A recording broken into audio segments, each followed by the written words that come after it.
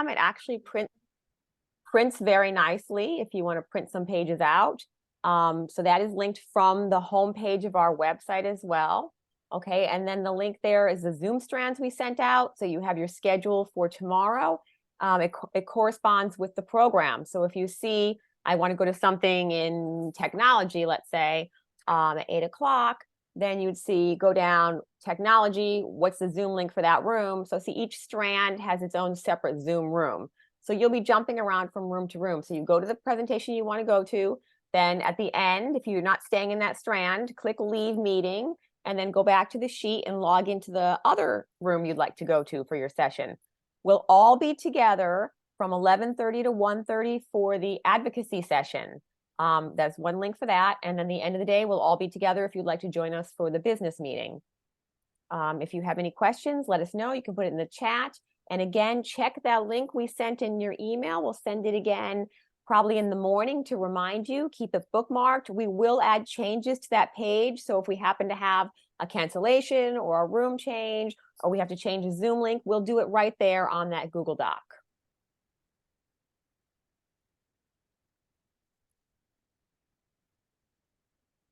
And that's it for me. Thank you so much for joining us. I'm really excited about all the presentations that we have tomorrow.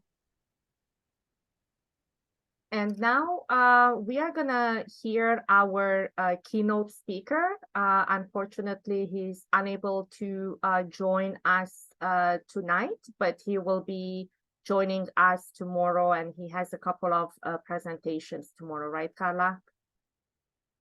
He has 2 presentations tomorrow. They are noted in the conference book with, it says featured speaker and like a little megaphone. So I encourage you to try to go to one of his sessions. We're also going to be recording them so we can put them on our YouTube channel for you to watch if you happen to miss them. But he's so engaging in person. Try to get to his sessions tomorrow. Yes, thank you, Carla. So let's listen to his keynote. Hello, everyone, and welcome. My name is Ramit Yazdan-Pana, and I have the honor to present the keynote for our 2023 Sunshine State Virtual Conference. Together We Rise, Strategies for Sustaining Professional Growth and Well-Being. So I'm currently in Gainesville, Florida, and if you're able, if you would please share in the chat where you are right now so we can start to connect with our community of practice here to see where we are all located. While you're doing that, I'd like to thank the organizers and board members of the Sunshine State TESOL Virtual Conference for your hard work, your dedication and leadership in creating this space where we can share and grow from each other's experiences and expertise. The theme of the conference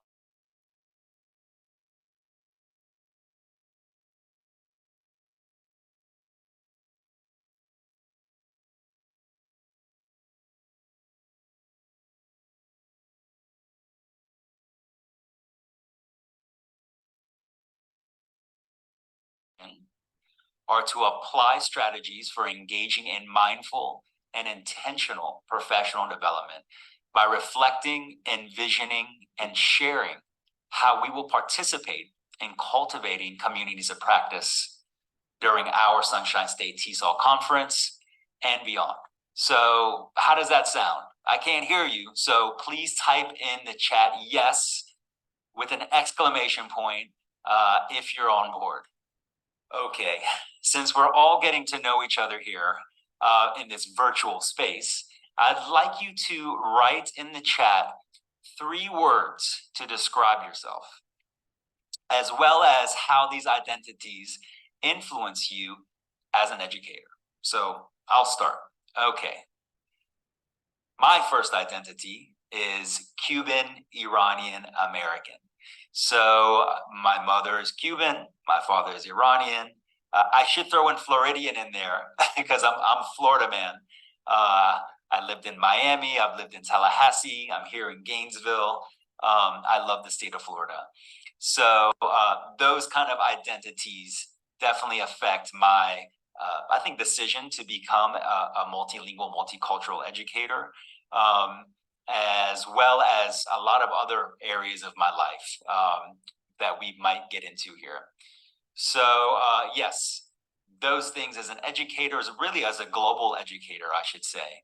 I've had the privilege to work with amazing students and colleagues all around the world, within the United States, Spain, Vietnam, Turkey, Latin America, the Middle East, Central Asia. So I'm definitely a global educator, and that has influenced my understanding of myself as well as the greater world, and really the importance of having diverse perspectives, experiences, voices within any space to see the bigger picture, again, of the world and of ourselves. And finally, as a world musician. So you might have heard some music in the beginning, in the first slide, the introduction. That is a song called Vamos Destino. And Vamos Destino means let's go, destiny. And so that is my mantra, I guess, for this presentation, for this conference, is for us to envision where we would like to be, where we are now, but where we would like to go, who we would like to become, right? How can we create our destiny and manifest that? And so one way that I do this is through music. I call it edutainment. So the song that you heard there is with my band, the Maharaja Flamenco Trio. And I think playing that genre of music, the instruments that I play, the didgeridoo, the cajon, world percussion, those all, also kind of reflect my love for world cultures, my utilization of them to express myself, as well as to utilize them in my work as an educator, whether it be in the English language classroom, for exchange, but really to express who I am as a person, to hopefully allow for others to express who they are, right? And when we can make these kind of connections, when we can understand who we are beyond being an educator, beyond being a student, who we are outside of the classroom, in my experience, that leads to greater openness, greater possibilities to be vulnerable, and which leads to deeper connections and trust, and just feeling comfortable and open to exchange ideas, to make mistakes, right? To learn from them and to support each other in a community of learning, a community of teaching, just a community of being.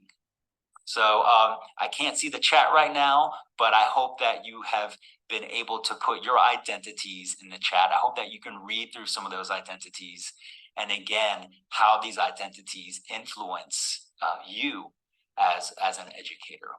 What are these funds of knowledge that you bring into the classroom that you can leverage and utilize to best connect with your students, with your colleagues, and to begin to build a community of teaching and learning?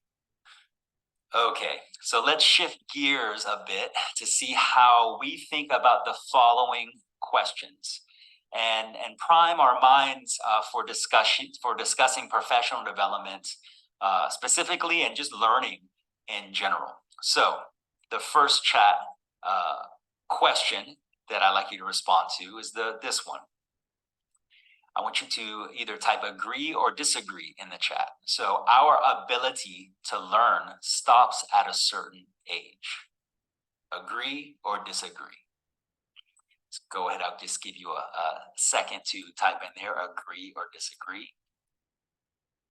And the second question, in the long term, which is more important to achieving a goal?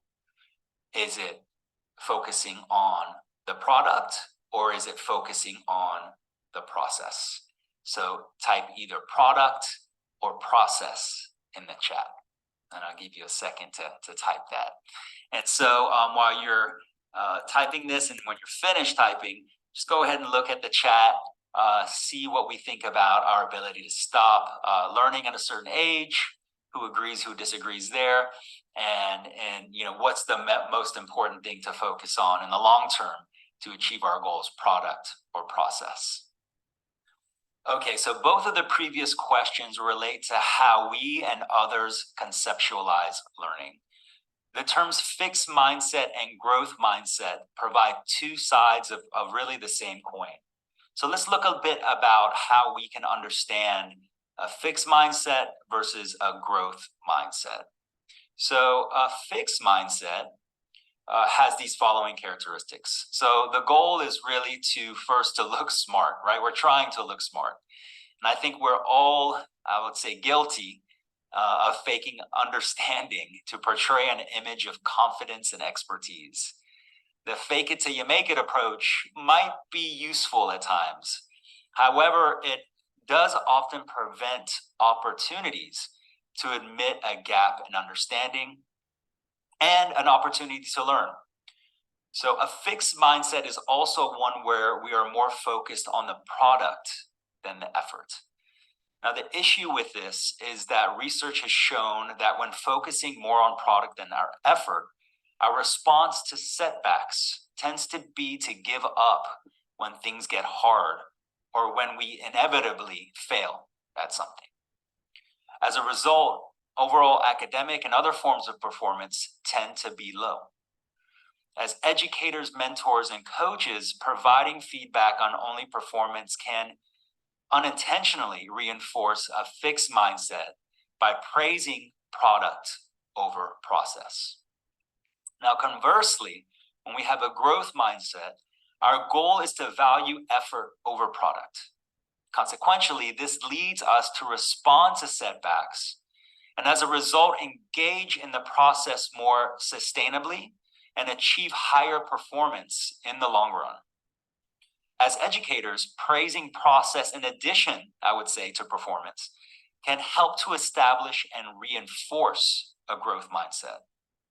We can apply this approach to our own learning, right? Our own professional development, as well as our students' learning. And for those of you who have kids, nephews, nieces, grandkids, you can apply this approach with them as well.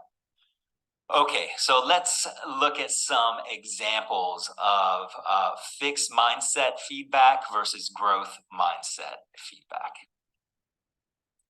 Good job. You really aced that quiz.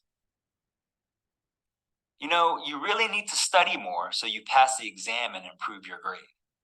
So we can see with these two fixed mindset feedback examples, it's not that they're bad, right? We love to tell somebody or even to receive feedback that says, good job, right? And we probably have provided feedback that says, you know, you really need to study more. Very common to do. The issue with this is that this reinforces this focus on product, and it really ignores any kind of feedback on process. So let's look at what some examples of growth mindset feedback could be. I know it isn't easy, but I can see all the effort you are putting into learning from your awesome errors. Good job on completing this first draft on time. Now we can see what you're doing well and what you can improve.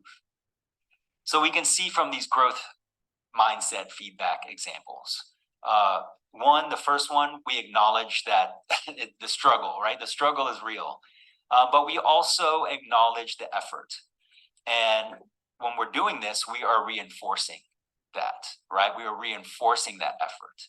We are acknowledging it, we're praising it, we're taking that into account when we are assessing even somebody or even our own effort. So we are reinforcing that, hey, it's really about the process. It's not always going to be about the product. As we're learning something new, of course, we're not going to be perfect. We might not be perfect for a very long time. And this is why it's so important to reinforce the practice, right? So that when we come up against obstacles, when we do fail inevitably, we have that resilience to keep going. And we are just proud of ourselves and the dopamine, let's say, right, that we get, the positive feeling that we get is from the engaging in the process. And the second one here is the same. Good job on completing the first draft on time. we're praising their effort, right, to complete the job. In this case, it was like an essay, and that they did it on time, right? So that's important as well, in order to get timely feedback. And so we also recognize that we can analyze our effort, our performance, and the importance of analyzing our effort in the learning process, right? To analyze both what we're doing well as what we can improve on. And this is really a lifelong kind of journey, right? So when we're focusing on the process, we get more comfortable with that this is a lifelong learning process. When we're just focusing on product and we're finished with it, we really kind of just end there, right? And we think that this is maybe we have like an artificial ceiling that we place on our growth. All right, so I want to share with you some resources and some research that are pretty amazing.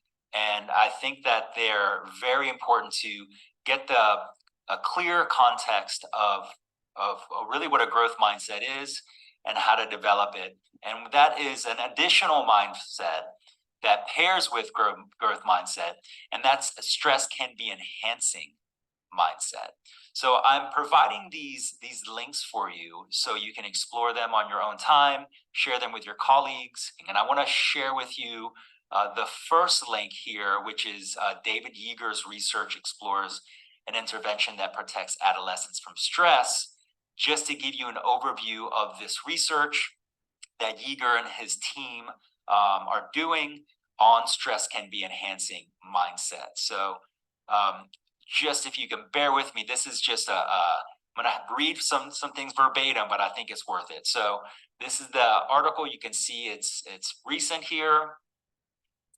This was a paper published in Nature, which is really like the gold standard for scientific research.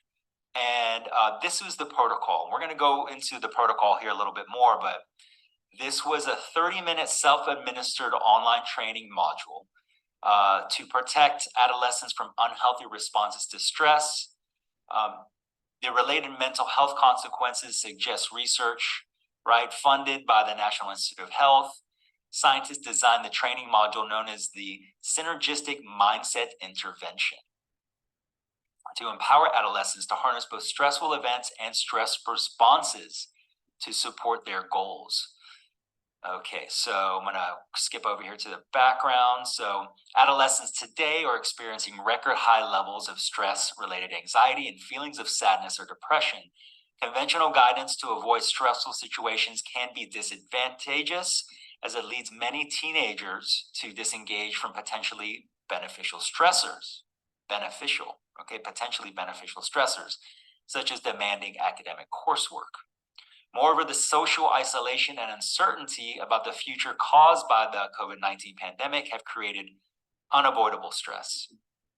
To fulfill the need for tools to help adolescents engage positively with stressors, researchers designed the synergistic mindset intervention to simultaneously target two sets of attitudes or beliefs, a growth mindset and a stress can be enhancing mindset. The growth mindset centers on the belief that intellectual, athletic, and other abilities can be developed with effort and support from others, inspiring adolescents to think of difficult challenges as opportunities for self-improvement. The stress can be enhancing mindset encourages adolescents to view psychological stress responses, such as sweaty palms or racing heart and deeper breathing, as helpful because they mobilize energy and deliver oxygenated blood to the brain and tissues. Okay, so the results. Researchers conducted 6 related studies to assess the effects of the synergistic mindsets intervention on the stress experienced by high schoolers and undergraduate college students. Okay, so all focus on educational stressors, such as taking a time quiz, giving a speech to classmates, or keeping up with academic work. This should all sound familiar of activities we do with our students or that we engage in ourselves. Following the synergistic mindset intervention, study participants reported less negative views of stressful academic events and their responses to those stressors. The intervention also improved cardiovascular responses to a stress test and reduce levels of cortisol, a hormone produced in response to stress. Furthermore, the findings suggest that the intervention improved participants' psychological well-being and academic success and reduced anxiety during the 2020 COVID-19 university closures. Analyses indicated that the combination of the two mindsets is more powerful than either of the component mindsets alone. Overall, the intervention's effects were greatest for participants who had negative mindsets prior to completing the online module, and I would include a fixed mindset in there as well. However, some benefits, including lower cortisol levels and improving academic achievement, were apparent irrespective of our participants' prior mindset.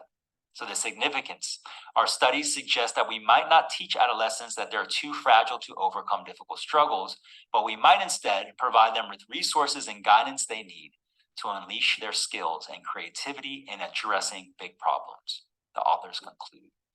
They note that the synergistic mindset intervention could, in principle, be scaled nationally at low cost to help reduce adolescent stress. And I would include there, for us who are working with adults, this is true for adults, and I would say this is true for ourselves, right? As we engage in learning that can be uncomfortable, that can be time-consuming, and pushing ourselves to even grow professionally through presentations, sharing our work, and taking leadership roles that can also be stressful.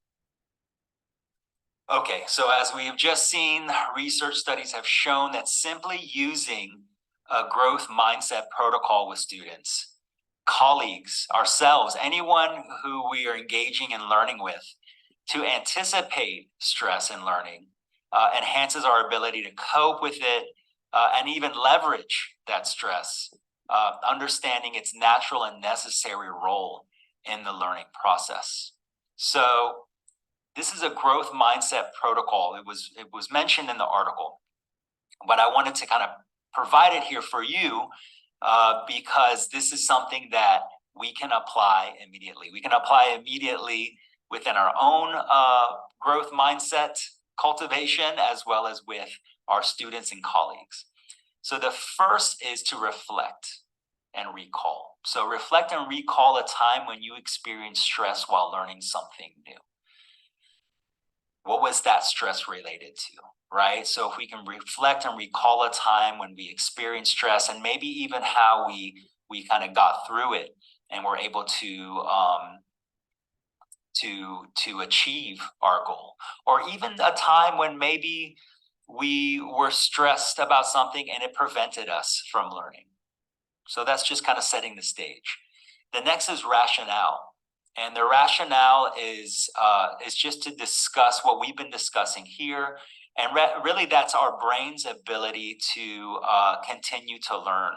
And one way you can discuss this is by discussing neuroplasticity, right? That's the nervous system's ability to change in response to experience.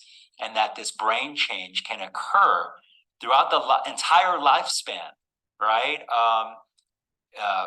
From early in life all the way through our people in our 90s, right?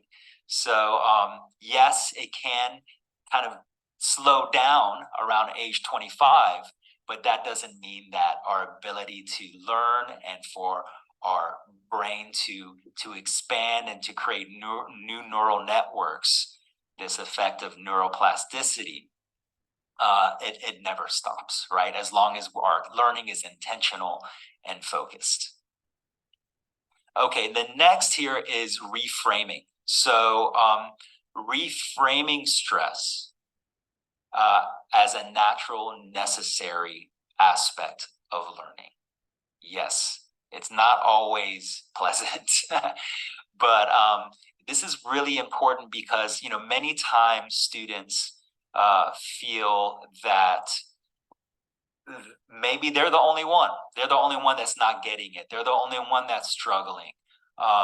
We don't like to admit that, right? Oftentimes.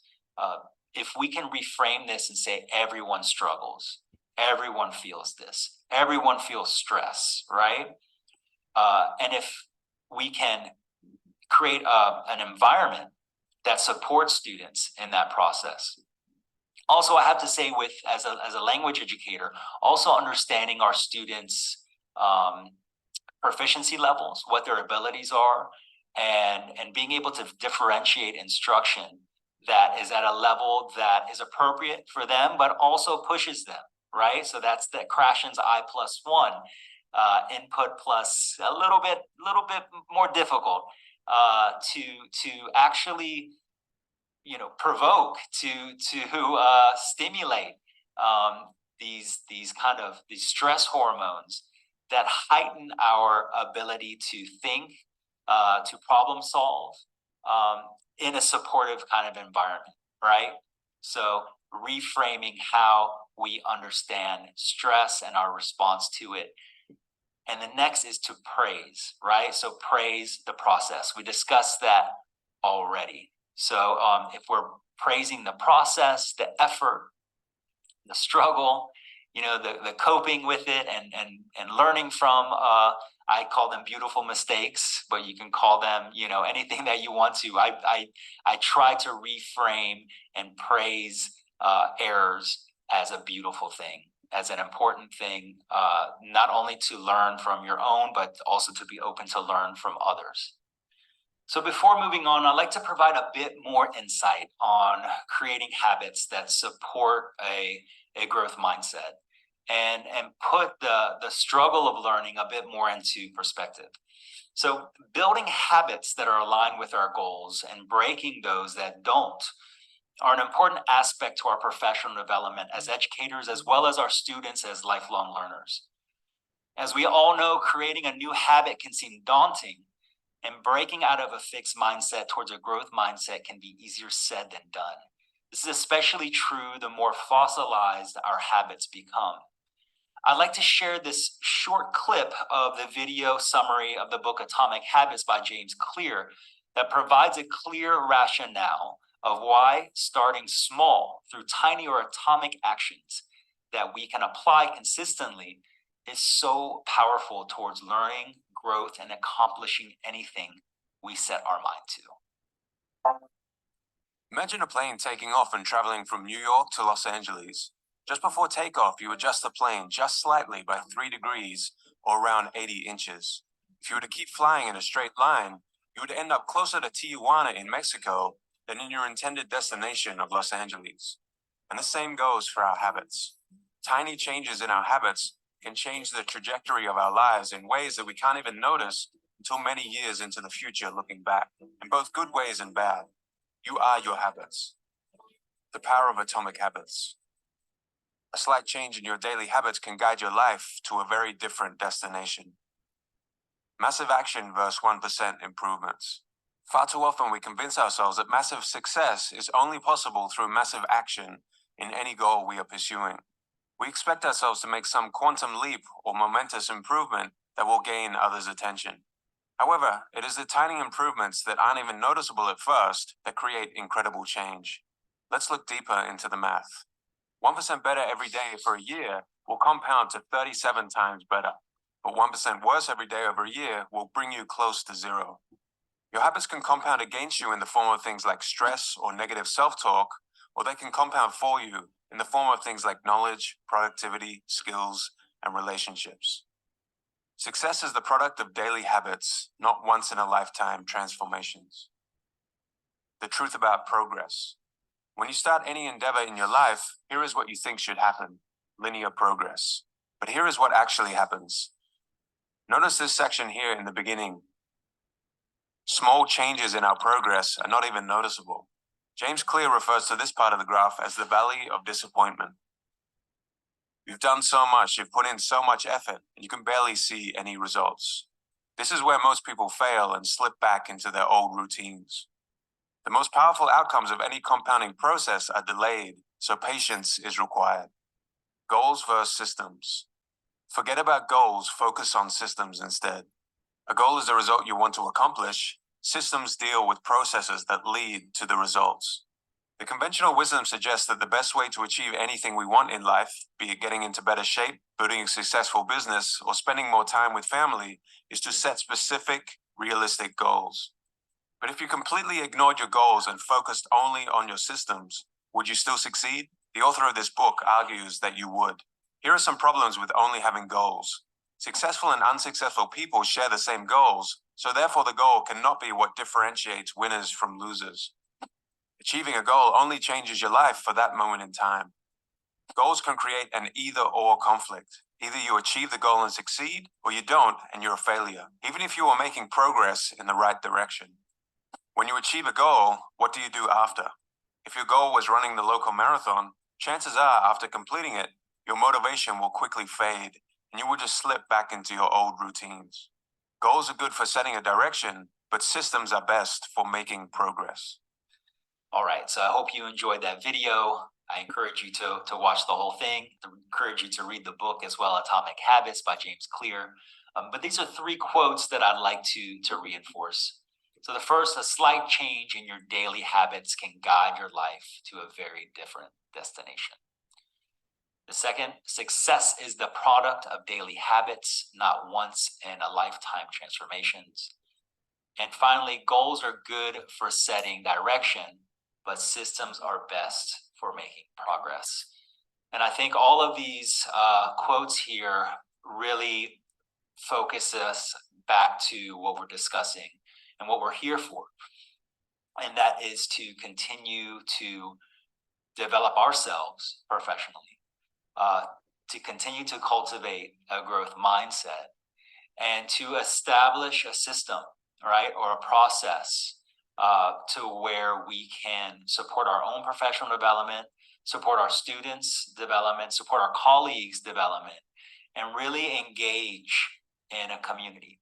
And that's what we're here for, right? To engage and to strengthen our communities of practice by participating here in this conference. All right, so let's discuss community and communities of practice. Since we're all on board here to and all part of this community of practice here in our conference, let's discuss a bit about what makes a community of practice. So a community of practice is a group of people like us who have an interest, passion, or concern in common and come together to learn more about it. Here we are. As the name suggests, communities of practice collaborate and communicate, sharing knowledge between one another as a community. Here we are, right? Here we are as presenters, as people who are participating to receive the knowledge and sharing our ideas, perspectives, and experiences. So we create and we share this identity that's built around our common interests, in this case, supporting English language learners and other English language educators. So according to social anthropologists Jean Larrey and Etienne Wagner, to qualify as a community of practice, there really need to be 3 essential elements that define community of practice from just a kind of regular group of friends or acquaintances. So the first is domain. So for a community of practice to work, individuals in the group have to have a shared interest or a domain of interest. Of course, here ours is, as I mentioned before, supporting English language learners and other stakeholders.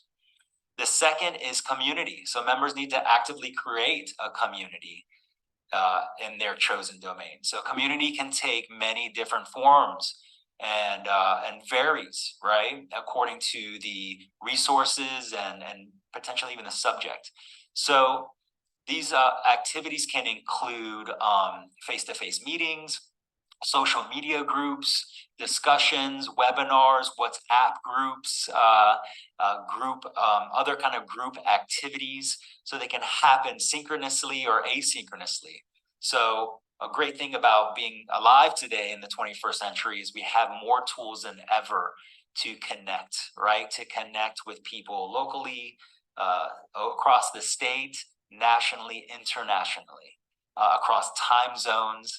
So this is just no better time than now to create and cultivate and to participate in communities of practice. And the last element that turns a regular group of colleagues into a community of practice is that we need to be practitioners in the domain. So simply put, members of the community of practice work towards a shared goal of learning how to do things better and to further our knowledge in that domain. So we generate ideas, resources aimed at improving our knowledge within that domain.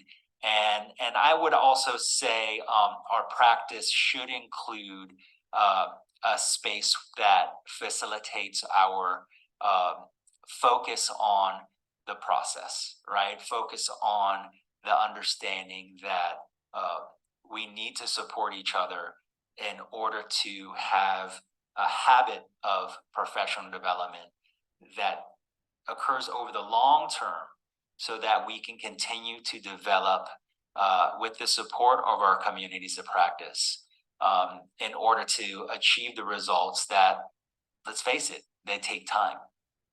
So we can engage in a community of practice in a variety of ways. And I like to consider each of these domains as a way to develop leadership. So, for example, as a receiver or a cheerleader, right, we can participate in communities of practice activities by encouraging members in the community. We can do this through our participation, through thinking, through showing our gratitude and appreciation, to sharing how the resources, the exchange, the involvement in the community is making impact in their lives and in others. Another is as a sharer or a connector, right? So to engage as a sharer, connector, we can research and share resources that address the unique and immediate needs of members within the community of practice. And finally here, as producer or an evaluator, right, of content and events. So when we're ready and in different ways that align with our interests and our expertise, we can produce, right? We can produce content, whether that be through activities or lesson plans or professional development kind of opportunities, as well as those who have done that and can look at what we produce to give us feedback. So in all of these different ways, we can develop, right, leadership. And we can do this in depending on, again, on our interest, on the topic, we can provide leadership in these different ways. So if you could put in the chat, what leadership role do you think you can apply within our Sunshine State TESOL conference? It can be one role, it can be two roles, it can be three roles.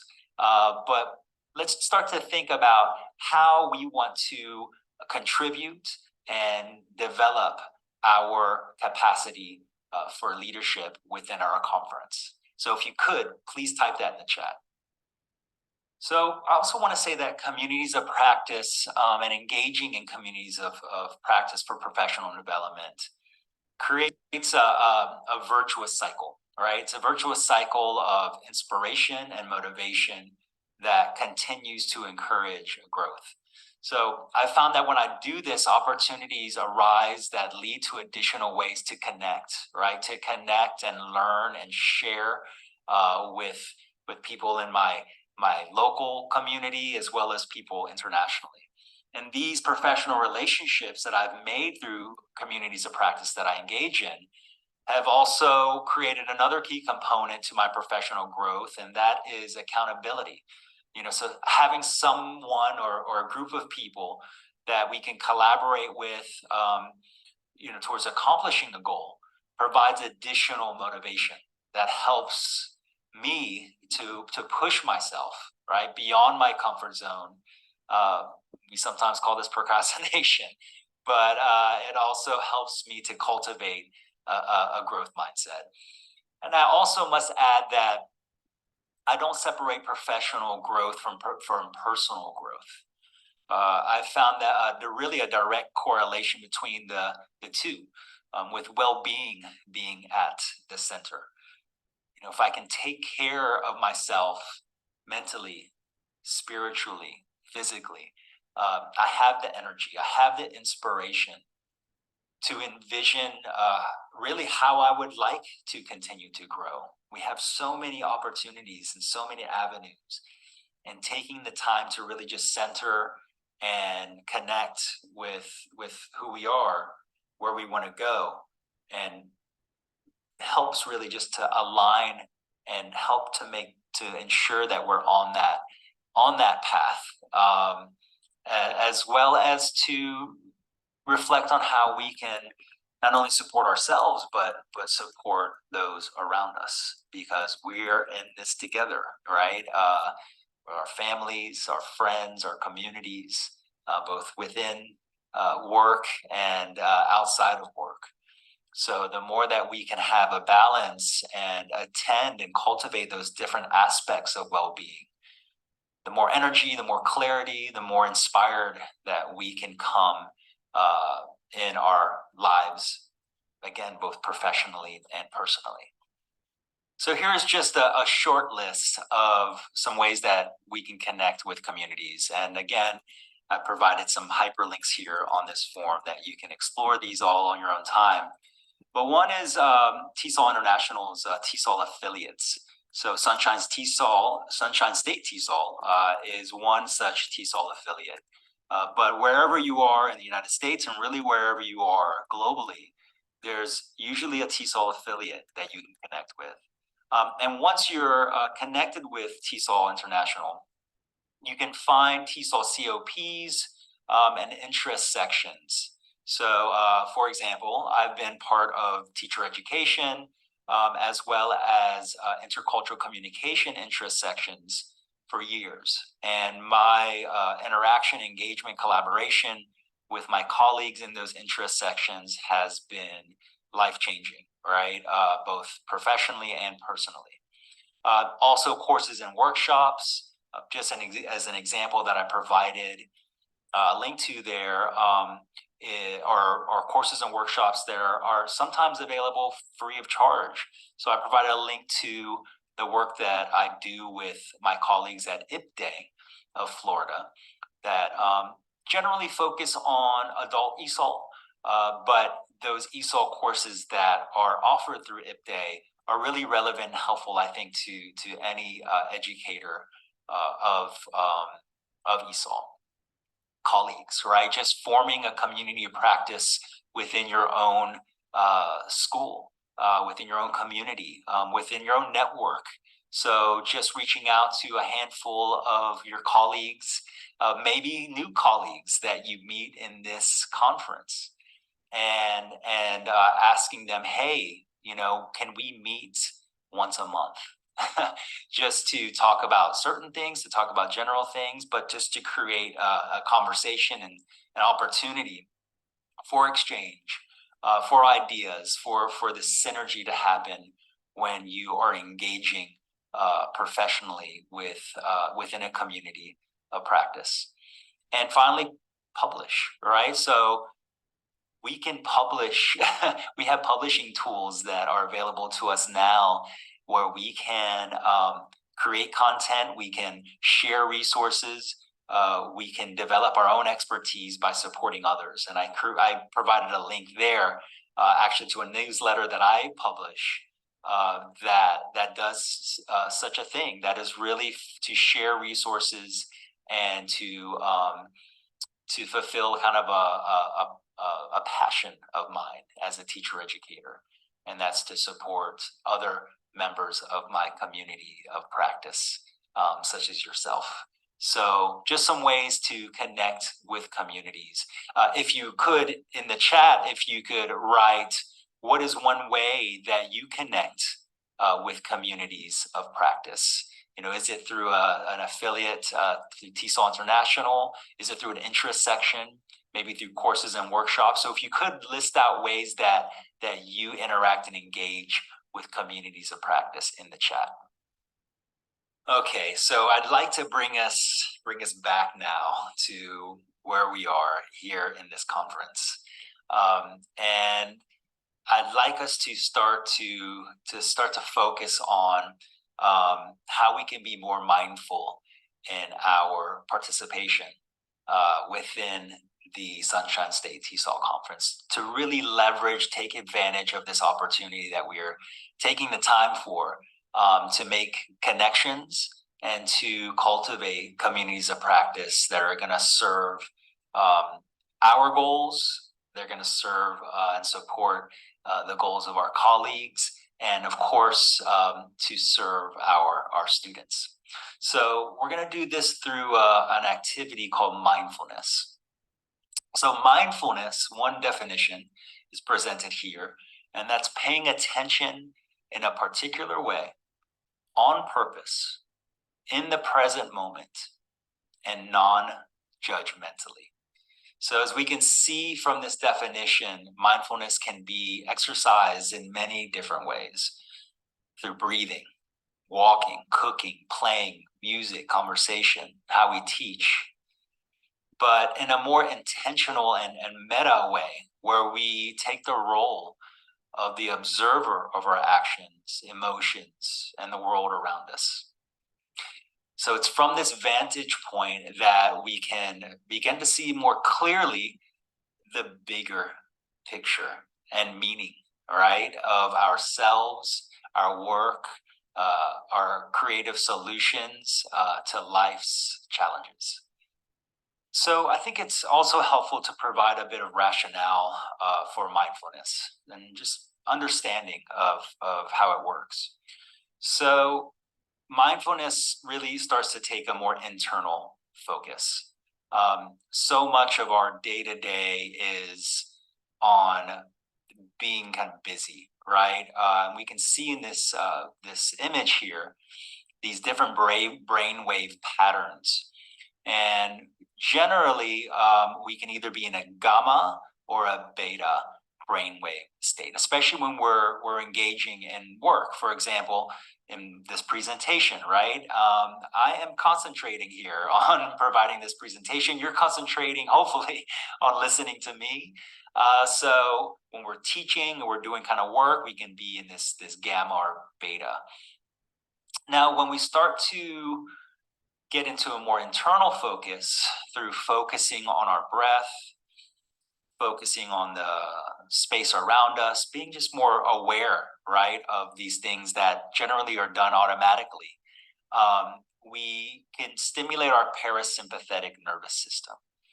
And so this parasympathetic nervous system is really our rest and restoration state.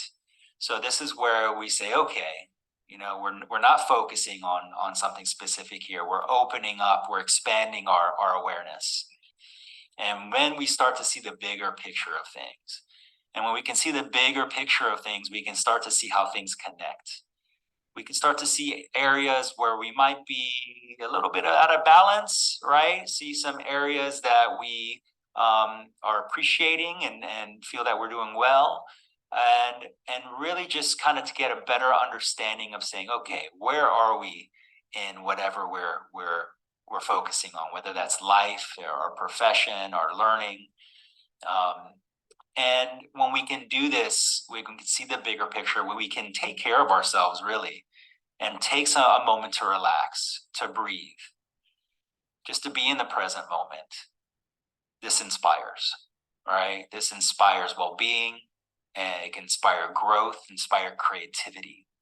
So I'd like for us to engage in a mindfulness practice as we are entering a space here in this conference that really is all about inspiration, right? It's about connecting, communicating, focusing, being more mindful of our teaching practice and our professional development.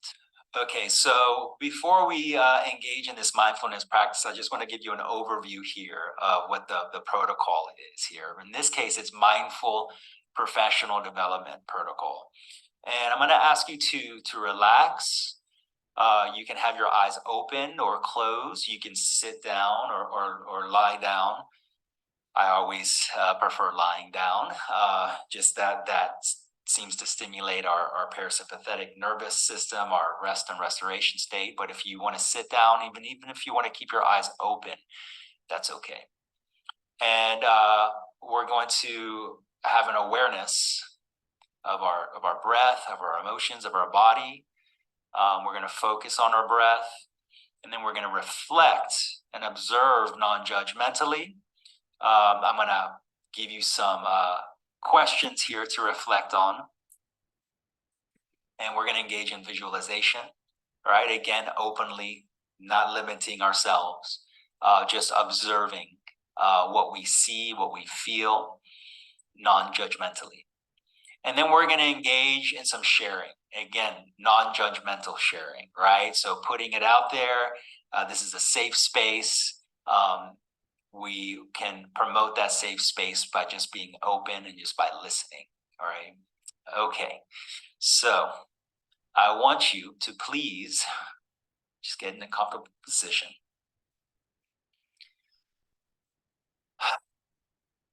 Relax and just listen. Listen to the space around you, non-judgmentally.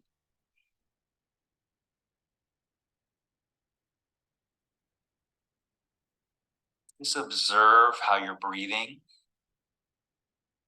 Again, non-judgmentally, just observing.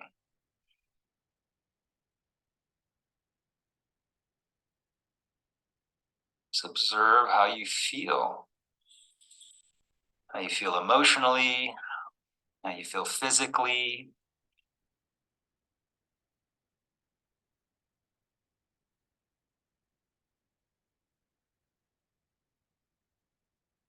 I want us to just take a deep breath in through our nose, into our belly, and out through our mouth. Another deep breath in.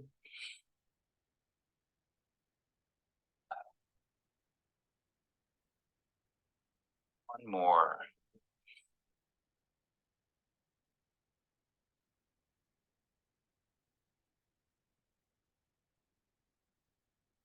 Just observe how we feel.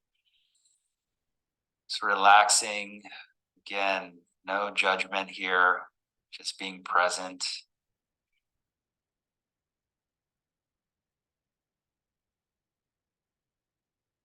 Bringing some relaxation to any place we might be holding tension, whether that be in our legs, or our belly, or lower back, our shoulders, our jaw.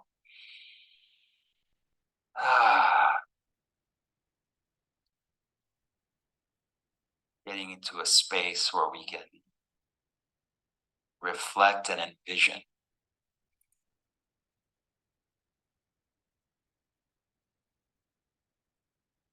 Now, as we stay in that space, I'm going to ask you some questions that are relevant to our experience here at the Sunshine State TESOL virtual conference. What is one area where you could share your expertise with other ESOL professionals during the Sunshine State TESOL conference? Again, non-judgmentally, the first thing that comes up, the first couple of things that just pop up.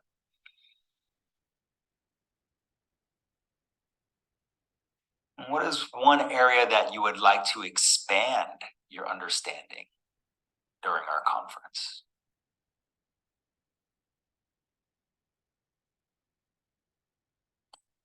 Finally, I would like us to envision, to see an outcome of sharing your expertise, expanding your expertise, and connecting with other professionals during the conference.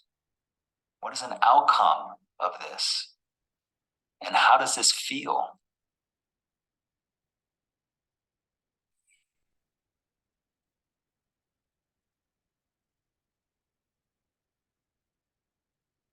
Slowly, if you have your eyes closed, you can open them. And at your pace, I'd like you to share the following in the chat. So share one area of expertise, right? What is one area of expertise that you would like to share with others in our conference? So if you could type that in the chat.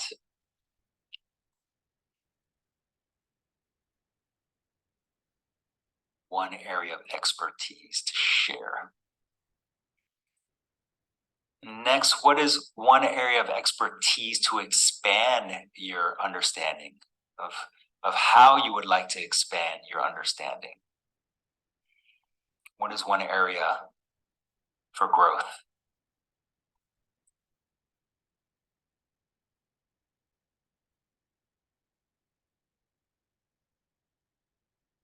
All right.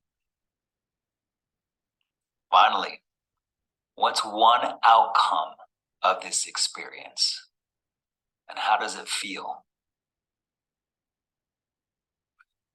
So as you're completing your participation, your contributions in the chat, I want to thank you for contributing.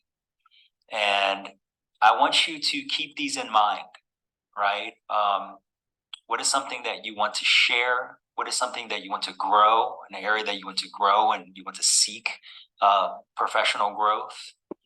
And always keeping in mind what is an outcome of this, right? And keeping an eye towards manifesting that in a way that's going to make you feel more inspired, more motivated in the work that you're doing, as well as in your personal life. All right, how is that going to make you feel? Just contribute to you as a wonderful parent, spouse, friend. All of these things are connected. And how can we create this virtuous cycle of professional and personal development so we can continue to grow, all right, throughout our lives, knowing that we have the capacity to do that in our personal and professional lives, and how that's going to continue to support who we are as well as those that we love that are in our communities. Okay, everybody, just want to thank you so much for your time, your attention. I look forward to engaging with you throughout our conference. I hope to see you at some of my workshops, presentations throughout the conference. I really look forward to seeing some of what you have to share with our community of practice here at the Sunshine State TESOL virtual conference. Thank you all so very much, and I wish you just an amazing conference and an amazing year.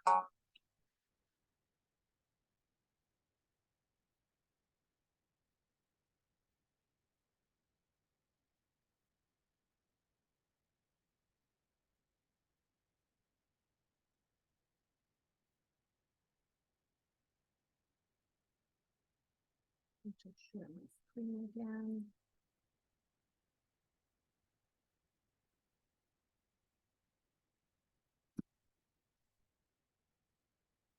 No, that's not what I wanted.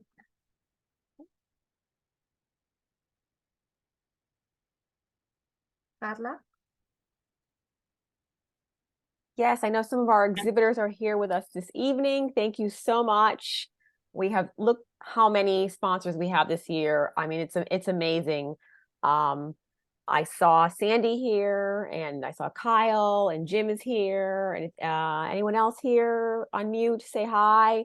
Our exhibitors will all be here tomorrow. If you look in your conference program, they are doing presentations. So if you look at the 2 exhibitor strands, those are full presentations, workshops. So please drop in and see what they have to offer. Oh, Thank one more you. thing. I had a link on the bottom of the slide. If you go on our website on sunshinestatesol.org, there's an exhibitors tab under conference, and they all put a one-page flyer, and that is linked back to their company website. So if you need more information, they're all there. And we usually leave that up for quite a few months after the conference.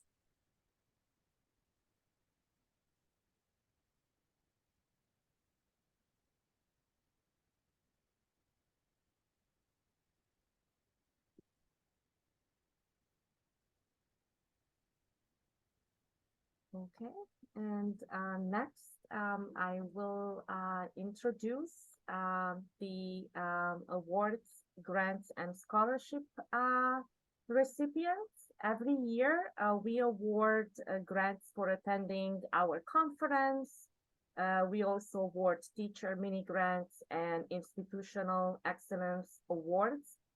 These grants and awards help individual teachers to receive professional development opportunities, to enhance their work and provide the guidance they need to keep their work relevant and research oriented. This year we have 6 TESOL professionals who are being recognized for their expertise and service. Welcome our grant and scholarship recipients. The first grant is the mini grant, and this grant is provided to Mark Federman.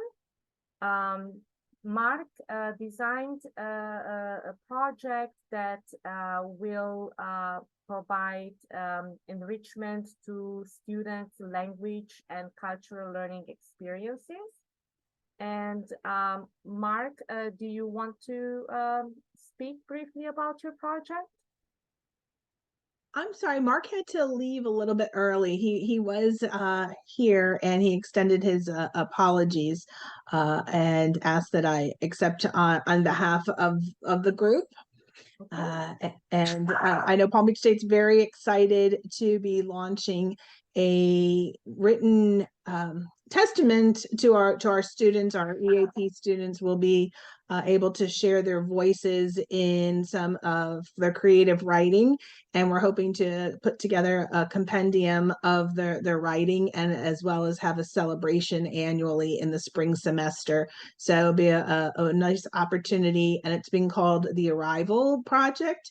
And it can be arrival to the US, arrival to college, arrival to whatever stage in your life.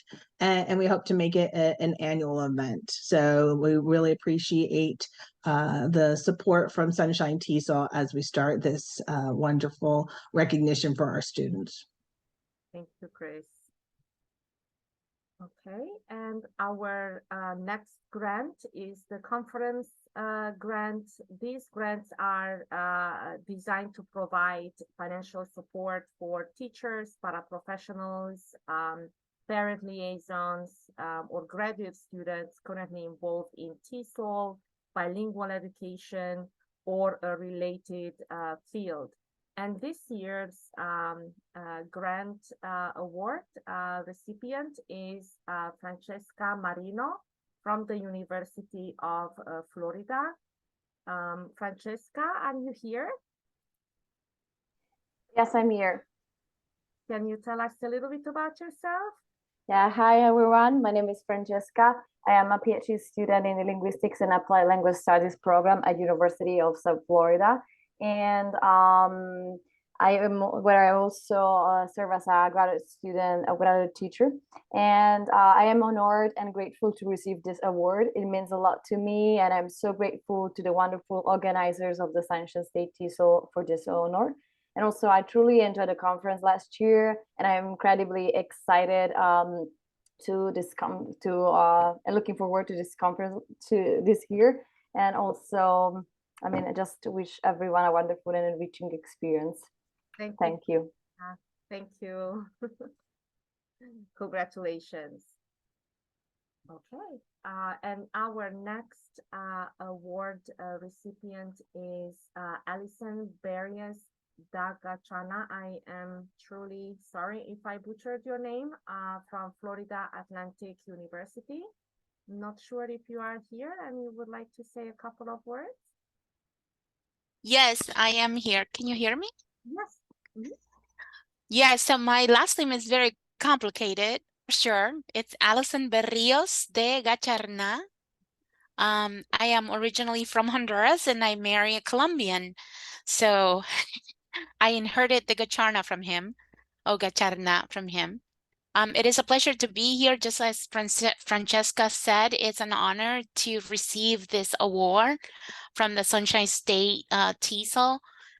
It is the first time ever that I join this conference. So to me, it's very important to be here and to get empowered with everything that I will learn from tonight all the way to tomorrow.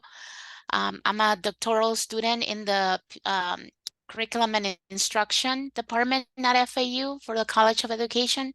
And so I am passionate about opportunities to look for culturally relevant pedagogy and just ways that we can reach out to all of our students. So thank you so much for this opportunity and have a good night, everyone. You're welcome. We are happy to have you, first time conference attendee, at least for SSTESOL. Very good. And our next award recipient is Aviva Katzenel from Florida Atlantic University. Aviva, are you here? Okay, maybe she's not here. She also received a conference grant. And the Gusakova Award is typically given to a K-12 student, and I believe that the donor of this award is here. Katya, would you like to say a couple of words about this award? Hello, everyone. Thank you for having me. Usually it's actually given to a student who is in adult education ESOL program. So it's not K through 12 because the K through 12 through SSTESOL was the Badia Award. Okay. Well, a few years back, and some of you may remember me, I served on the board for about 8 years in different capacities, first as an exhibitor liaison, and then membership chair, and then treasurer for quite a few years. Those were good times. So hello to everyone, the old timers. So this is kind of my contribution and my thank you to the organization. And I'm very humbled that when I was leaving the position on the board, that the board was very welcoming and they said, hey, you want to do this? And I'm like, yes, I would love to. And that's how it came to be. So I'm so happy. Thank you for everything. And you guys are doing an amazing job and looking forward to many hours of learning. Thank you. Thank you. Thank you, Katya, and thank you for your support, and thank you for providing this award to students every year. And this year's award winner is Jory Vivas from Seminole State College. Are you here? Jury? Jury was a student of mine. I'm on sabbatical this semester, but she was a student of mine 2 semesters ago. So this is perfect. Oh my goodness. I'm so excited for her. Thank you, guys. You're welcome. You're welcome. Yes, we have an award committee. I will introduce them to you at the end of the presentation. Okay. Congratulations, jury. If you are not here, we will send you the award. And the Outstanding Educator Award is designed to recognize and honor a TESOL bilingual education professional in Florida who is considered outstanding by their colleagues. This year's award recipient is Ms. Chi Rag.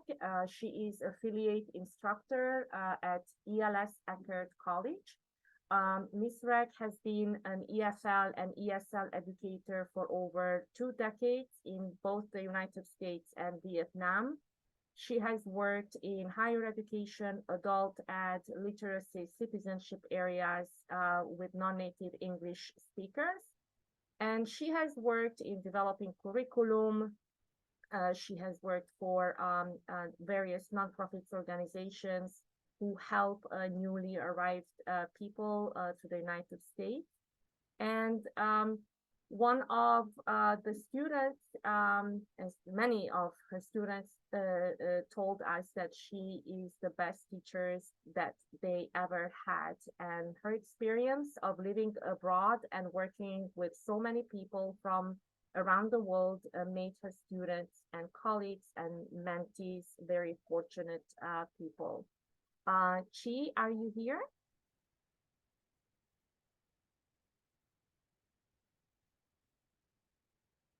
Okay, I guess I know that she had very unstable internet today. She was in communication with me. Well, congratulations, Chi, and best of luck in your career. At the end of the awards, I would like to thank to the awards committee. I know this year Laili had to travel, so instead of Laili, Rebecca took the leadership in this job, and you can see the committee members' names. I know that Jim Goldstone is also here, so say hi to him, and thank you all the award committee members for taking the time every year to go through the process of awarding the grants and the scholarships. We appreciate your help. Okay, and that is the end of my presentation. Carla? Okay, very exciting awards. The next part is Tony Urban is going to talk about our new publication, SSTESOL Press, and he's doing his official book launch tonight. So Tony, you want to take it away?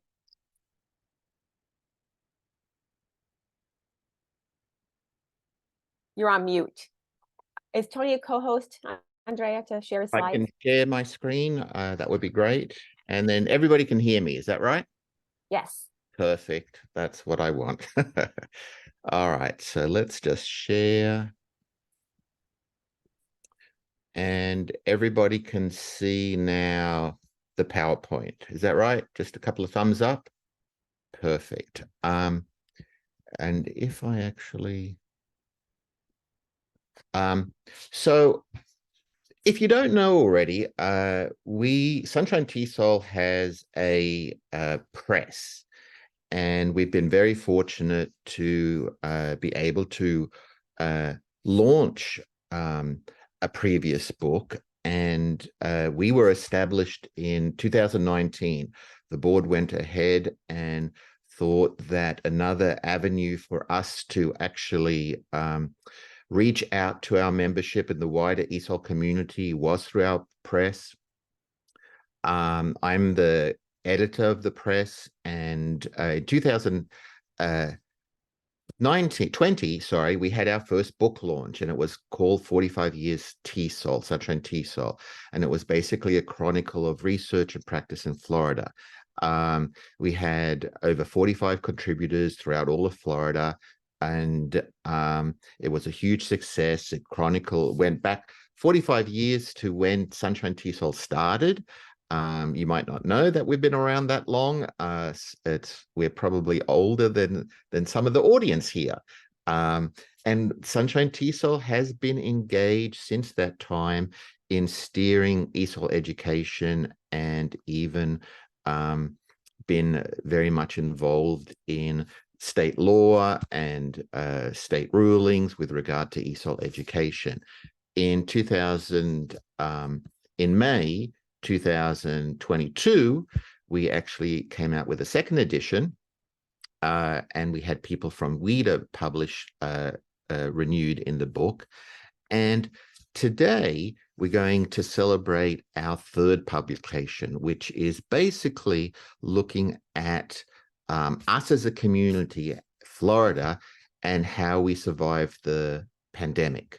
The pandemic touched all of us in one way or another, and this is a 200-page chronicle of how the ESOL community, everyone from ELLs to the ELL teachers to administrators, parents, what their stories were. And as you can see, it's sort of like a chronicle of stories of success of teachers. Students have contributed to this book. And I want to sort of like start off by saying it is one of the first multilingual publications in Florida, if not the first. I haven't yet come across a multilingual publication yet in Florida, so we can definitely be proud of that. And I'm not sure if there's many multilingual publications across America. Well, anyway, as you can see, it's in English, Spanish, Portuguese, and Haitian Creole, the most commonly spoken languages in Florida. And I wanted to also thank the editors who spent a lot of time putting everything together. Well, first myself, then Yvonne Franco, my colleague at University of Tampa, Christian Vicentini, who I think is in the audience. I'll get them to speak in a minute, and my colleague on the board, Edwidge Bryant, who was introduced earlier as our treasurer.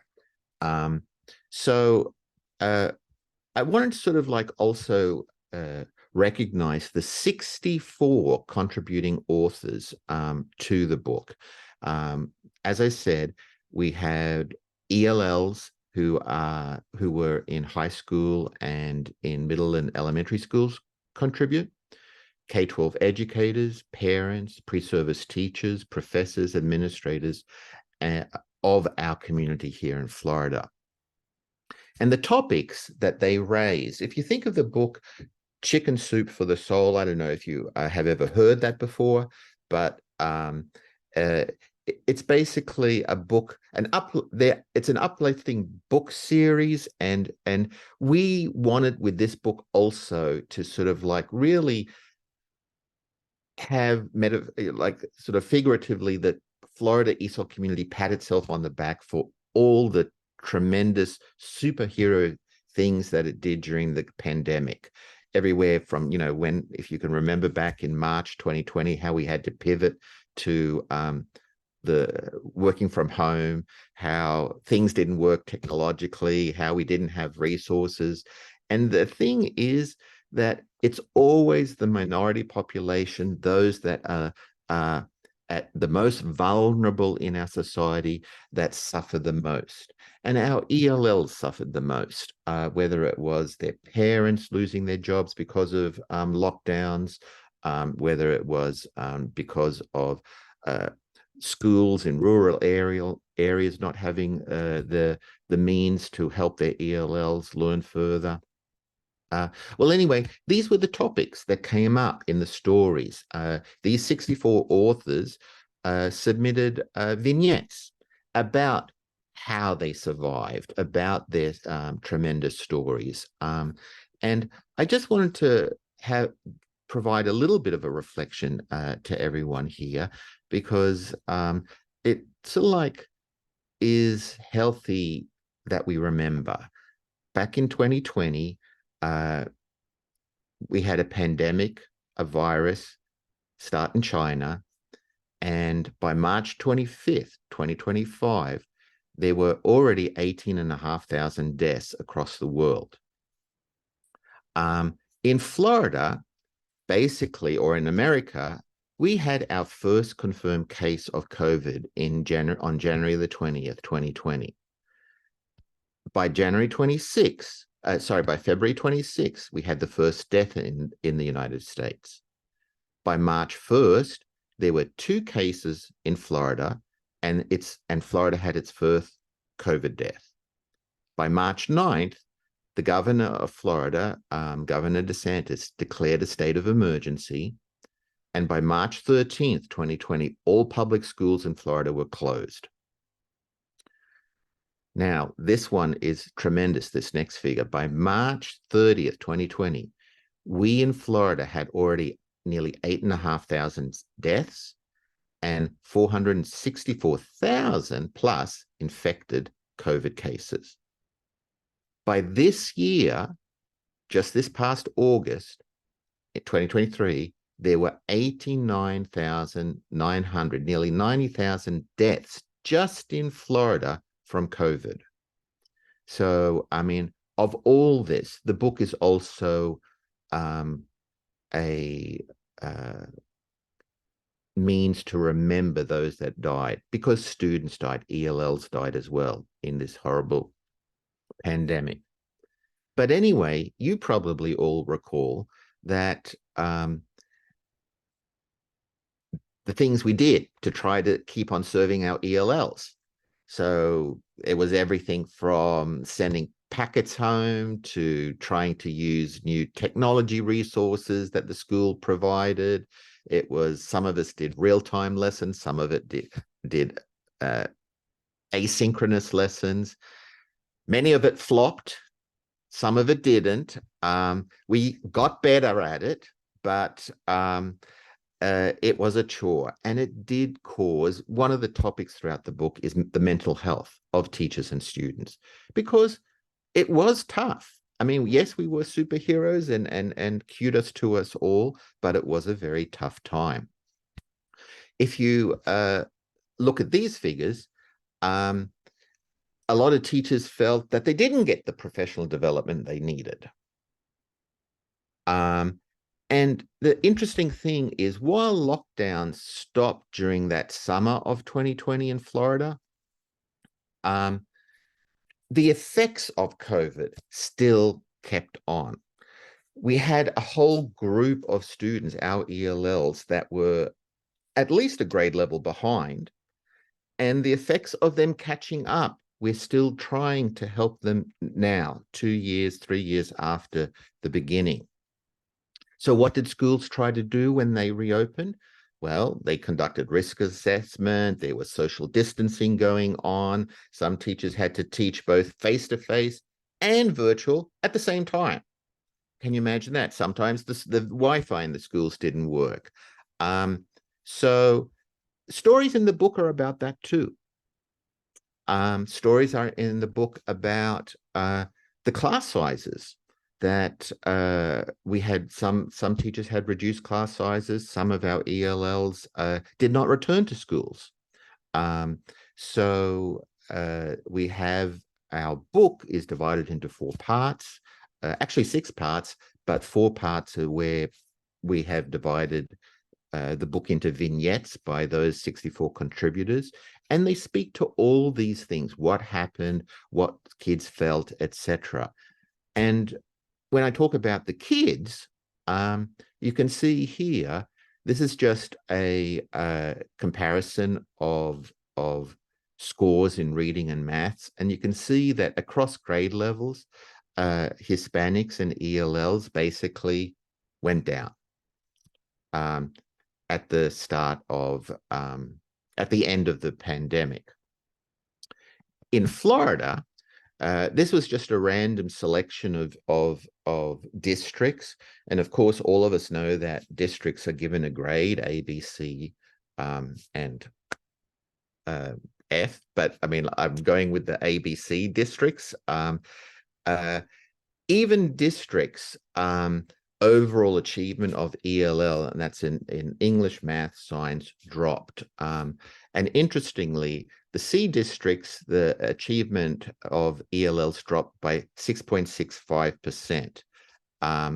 In B districts, it dropped by 7%. And in A districts, it dropped the most, which is very interesting. I don't know. I think I saw Eddie here in the audience. Eddie, if you're here, I'm just taking a little snippet out of the book. Eddie is a Portuguese humanities teacher at Downtown Doral Charter Upper School in Miami. He gave us a submission. His is one of the vignettes in Portuguese and English. And this is a display from his classroom, and he talks about what he did with his ELLs over the course of lockdowns and virtual instruction with his to keep them engaged. And he talks about his project learning. And these are some of the products of his students and how he kept them engaged. Even after lockdowns finished, and the 2 years after, in 2021, 2022, Florida had ample incidences of how districts tried to get our ELLs back to pre-pandemic achievement levels. They created micro schools, learning hubs, they gave teachers micro-credentialing. Universities did the same. Summer school programs, offering tutoring services, partnering with community organizations. And all of these are part of the book as well, and the stories. Teachers have said, gave us a lot of information about what they thought they needed as a result of the pandemic. The vast majority of teachers said after the pandemic, they wanted a raise. Smaller classes. They wanted better support for their students, and they wanted fewer administrative burdens. Acknowledgement of their hard work. And they wanted, which was interestingly, but still over half said they wanted schools to acknowledge mental health days. So those stories come through the book as well. We can all probably say we're getting better. Our mental health is getting better. We're getting back to our routine. Our ELLs are getting back to the levels they should be at. And I wanted to sort of like, first of all, thank every single contributor. Here's a list of them. And my thanks go to every single person here. And I hope there's a few. I invited every single one to this book launch. And I wanted to sort of like leave you with one thought. Mustafa Kemal Atatürk was the first president of modern day Turkey. And I like this proverb because it just suits us in the book. Teachers are the one and only people who save nations. And it comes very strongly through the book that teachers saved, not just our community, but across the nation, saved us during the pandemic. So I know some of my colleague fellow co-editors are here, and I can't see everybody, but maybe Carla, you can help me in this. Is there maybe Yvonne and Chris and Edwidge, would you like to say a word? I would love to just say a big, huge thank you for all the contributions that we had. I'm so proud of this book. It's a beautiful, beautiful, beautiful compilation of success stories and lessons learned. And wanted to thank you, Tony, again for inviting me for this precious, precious, precious, amazing work. So thank you. And thank you to all the contributors. Thank you. And Yvonne and Edwidge, thank you, Chris.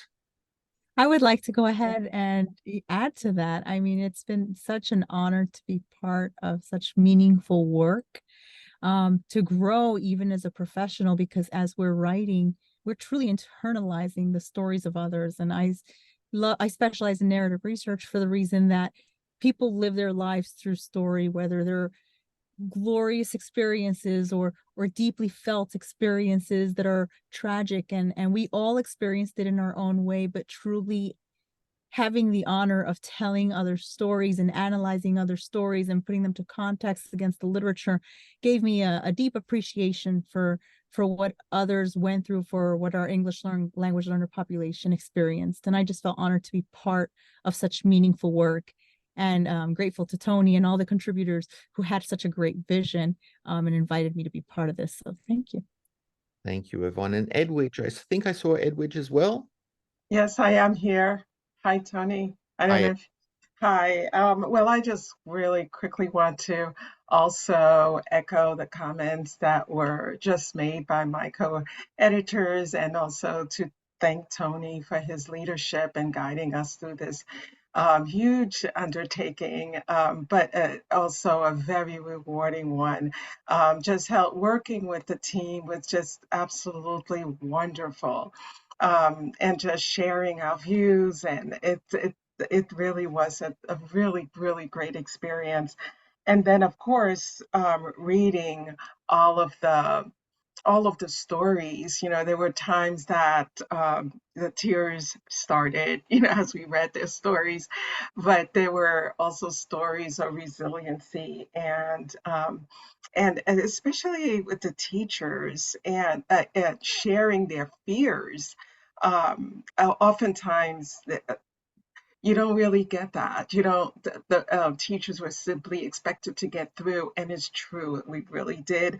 Teachers did, but they were able to share their fears through the stories, and even fears of just communicating with their students online initially, and then discovering that it became such a warm experience when the child, in one of the stories, the child brought his dog to share, to show his teacher, at home, and then all of a sudden, and the teacher said it just kind of relaxed him to just be able to see the dog, the pet, and so these warm stories are found throughout the book. So I don't think there's another book like it. My Haitian brothers and sisters in Haiti shared their stories of how they had to rely on their faith to get through it, and so this is what you find in this book. And I do hope that many of you are able to read it and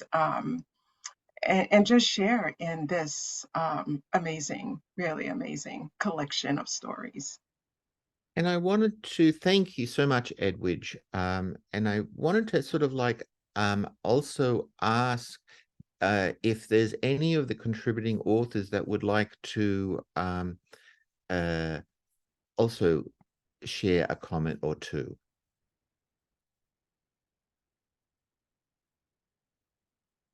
Any hands up? I can't see from.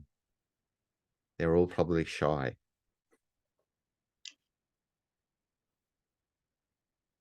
Carla, do you see any hands up?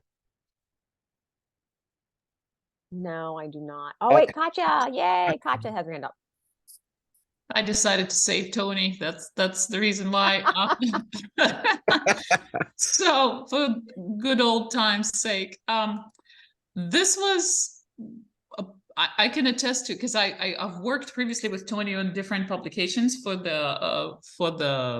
Sunshine State TESOL, and this is if you guys have never experienced how much work goes into this is monumental. This is, it's not even hundreds of, it's thousands of hours. It's several edits. It's bunch of meetings. It's back and forth, and comments and suggestions and corrections and revisions and grouping and all of that. So like all the things have been said, but it's like really, I think everybody they deserve a huge round of applause and a standing ovation right now for making it happen in time, for publishing it before the conference, for editing and going through all of that. So I don't have a hat on, but it goes off.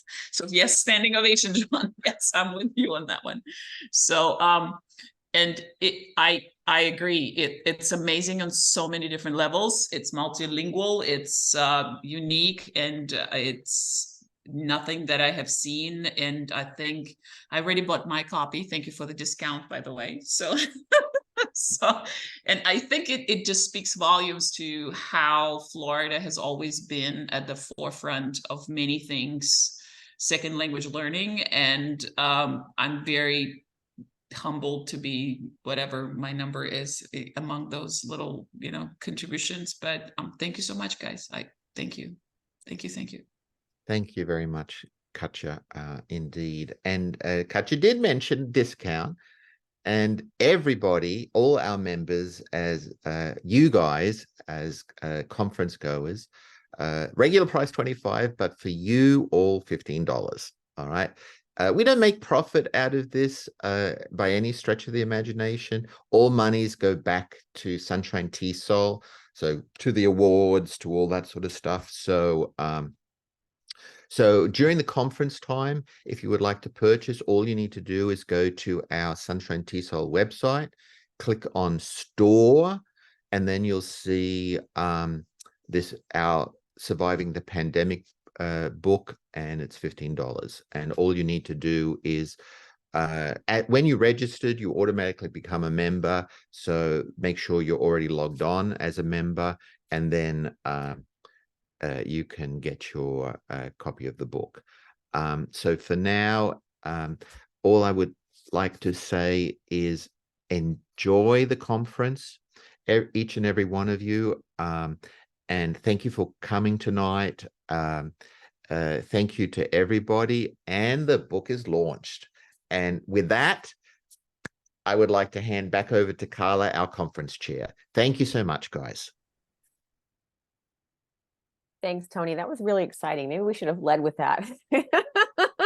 We should have our little cheers. Absolutely. Half the people here have contributed to the book. I saw everyone's names there. So if you, yes, please look at the store if you'd like to purchase it. We have special pricing for all our conference attendees this weekend only. It could be a gift, right? Are we near the holiday season? Absolutely. So we're so happy, that beautiful program. You can like print it out and circle if you like to do it that way tonight, all the sessions you want to go to and strategize for tomorrow, or just, freewheel it, jump in and out of Zooms. So thank you guys again. We'll see you back tomorrow morning. We'll open the rooms at 7:45. So you can make sure you have your Zoom set, your background that you want, to get your coffee. And if you have any questions during the day, there is a help Zoom link there, or you can send a message to SSTESOL@gmail.com. Just give us a little time to answer that. So thank you and have a great evening. Bye, guys. Good night. See you tomorrow. Good night. Thank you. Bye. Hi, everyone. Thank you. Bye.